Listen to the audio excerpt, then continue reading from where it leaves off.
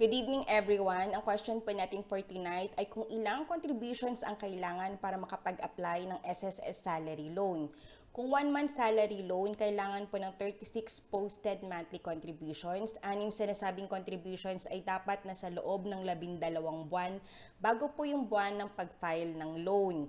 Kung 2 month salary loan naman yan, kailangan ng 72 posted monthly contributions. 6 sinasabing contributions ay dapat nasa loob po ng 12 buwan bago po yung buwan ng pag-file ng loan.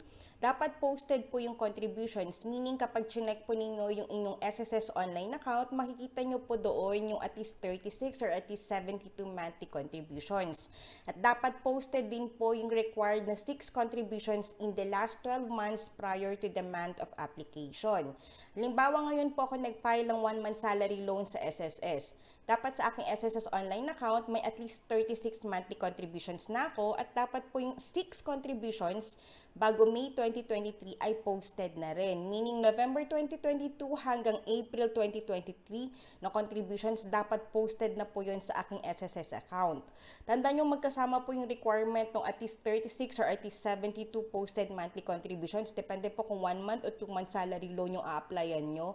At yung 6 contributions 6 monthly contribution out of the 36 or 72 have been posted in the last 12 months prior to the month of application. Next scenario, kung dati employed ka, then nag-resign at naging voluntary po yung membership mo sa SSS. Based sa SSS Circular number 2022-015, at ito po yung addendum to the guidelines on short-term member loans dated July 12, 2022, kailangan ng at least 6 posted monthly contributions under the current coverage or membership prior to the month of loan application para makapag-file ng salary loan.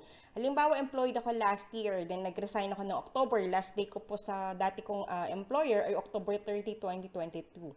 Kung gusto kong mag-file ng 1 month salary loan ngayong May 2023, aside sa required na at least 36 posted monthly contributions, dapat mayroon din po akong 6 posted monthly contributions as a voluntary member. So kung tinuloy ko po yung contributions ko ng November as a voluntary member at tuloy-tuloy po yung aking hulog as a voluntary member until April 2023 at ang mga nasabing voluntary contributions ay posted na po sa aking online account, qualified po akong mag-apply ng salary loan sa SSS. Pero kapag kahit na naka-36 monthly contributions ako sa dati kong employer pero hindi ko po tinuloy yung paghulog as a voluntary member after resignation o hindi pasok dun sa 6-month requirement based sa SSS circular na nabanggit ko kanina, hindi po ako qualified.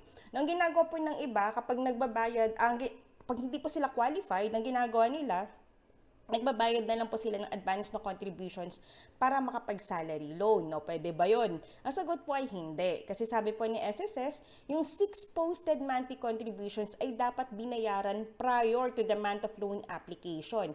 Dapat binayaran or hinulog po yung 6 posted monthly contributions bago po yung buwan ng pag-file ng salary loan.